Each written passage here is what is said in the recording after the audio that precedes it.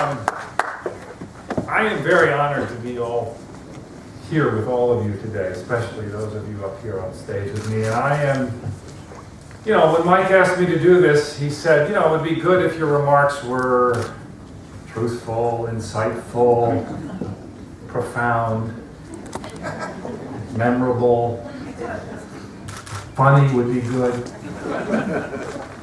This is a somewhat intimidating assignment. So I was a little nervous, and then I thought about it some more, and I thought about great commencement speeches I have attended in my life.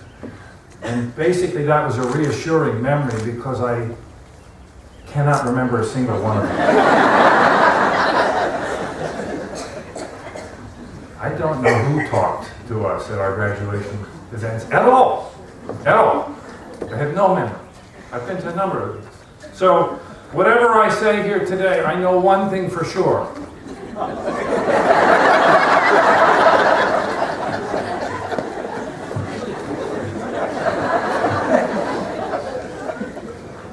But I will tell you a couple things that you will remember. And now I'm chiefly speaking to those of you up on the stage with me. You will remember your teachers. You will remember your teachers. I, standing here, remember my third grade teacher. I remember my first grade teacher. I remember my third grade teacher was Miss Motz. My fourth grade teacher was Sally Scattergood. My fifth grade teacher was Mrs. Eulig. My sixth grade teacher was Mrs. Boltman. I literally remember things they taught me. Miss Motz, she loved plays, she loved reading. Sally Scattergood loved the Trojan War and playing games that were designed to teach us things. Mrs. Eulig taught me how to spell, taught me basics of math. So make sure you thank your teachers, folks, when you leave today. Go around and thank them. I guarantee you that they are a lasting part of your life. You will never remember them. They're packed in there, inside you, in ways that you don't even appreciate. And they will be with you when you're, like me, standing here many decades later. So thank them. You'll always, always remember them. Now, there's something else you'll remember. You will remember each other. You will go on to jobs and colleges and graduate schools and workplaces and volunteer committees, and you will meet uncountable numbers of interesting people in your lives ahead. And amid all of those faces and friendships and acquaintances and teammates and workmates, you will always know each other. You will always remember the people on the stage here with you today. Now, why do I know this? Well, I graduated from high school in 1973 in Philadelphia. That's 42 years ago. And I had not often seen my classmates, many of whom stayed in Philadelphia. But I can remember them right now. I'm tempted to prove that I can remember their names. There was Law, there was Saw, there was Plop, there was Doc, there was Dubious, there was Wit, there was Tommy, there was Cheeky, there was Leonard, there was Fester, there was Johann, there was Mago. I now realize that we sound like the Seven Dwarfs. Imagine when your last name is Sharpless. What you get called, I won't share that with you. So enough about the naming, but here's my point. I learned things from my classmates, and I'm sure it's true for all of you. While your teachers were helping you acquire skills, and your classmates were teaching you all about friendship, and loyalty, and kindness, and courage, and generosity, And I'm sure occasionally about the opposites of those things. You may even have fallen in love with a classmate. You will, I promise you, vividly remember him or her for the rest of your life. Now, the people who have the good sense to choose such an excellent set of teachers and classmates, and even first girlfriends and boyfriends for you graduating students, are also here, and they especially deserve your thanks. Who are they? Your parents. They made this possible for you. They made sure you got out of bed on school days. They drove you to school before you had your license in your cars. They helped you with your homework. They encouraged you in your sports and your extracurriculars. And oh yeah, they paid the tuition bills. We are celebrating you graduating students today here, but let's take a moment, and you should applaud your parents, I think.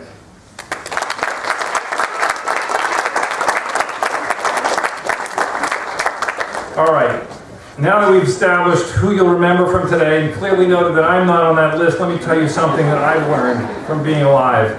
As Mike said, I lead Oceana, and I took leadership of Oceana about 13 years ago, right after it was founded.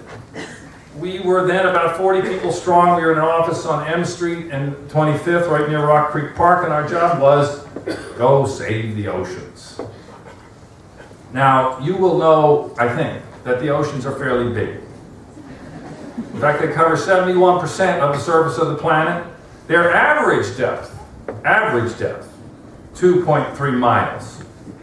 If you took just the salt, if you boiled down the oceans and took just the salt remaining, and you piled it on the land, the land area of the earth, it would be 500 feet tall of salt. That's how much salt there is in the ocean.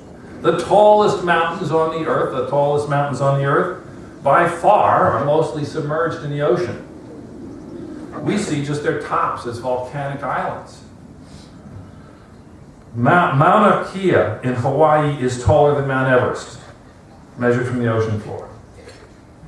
Huge canyons, bigger than the Grand Canyon, are in the ocean. They're along the coasts. In the Bering Sea, the Zhengcheng Canyon is 50% deeper than the Grand Canyon. Off the coast of California, the Monterey Canyon is deeper than the Grand Canyon. Okay, the oceans are big. You probably didn't need that. They also seem ungoverned. You know, when you look at the map, to an untutored eye, the oceans just seem like a vast ungoverned space, kind of like the Wild West, where anything must go on, and it's, you know, whatever you can get away with, you do. Or maybe, if you're a little more optimistic, you imagine that they're governed by some international committee convened by the United Nations, and if you think about that for a moment, you're getting a little bit discouraged. So, they also seem like they're wrecked by pollution. You know, we can all remember the 2010 spill in the Gulf of Mexico. The BP oil rig blew up. Worst environmental disaster in American history. Vast areas of the ocean are covered with plastic. Plastic bottles, soda bottles, water bottles, single-use plastics washing down rivers into the ocean and staying there for thousands of years and choking birds and fish. And since people want oil and we like plastics, this is another reason to get discouraged. How can we save the oceans if it means we have to stop the oil companies from drilling, or convince Coca-Cola and other soda companies not to use plastic bottles? So there I was in my office on M Street and 25th, shortly after taking the job of leading Oceana, facing this challenge. Thinking about the enormous size of the oceans, the lack of governance, the terrible threats of pollution caused by things that people really want, and from industries that are very, very powerful.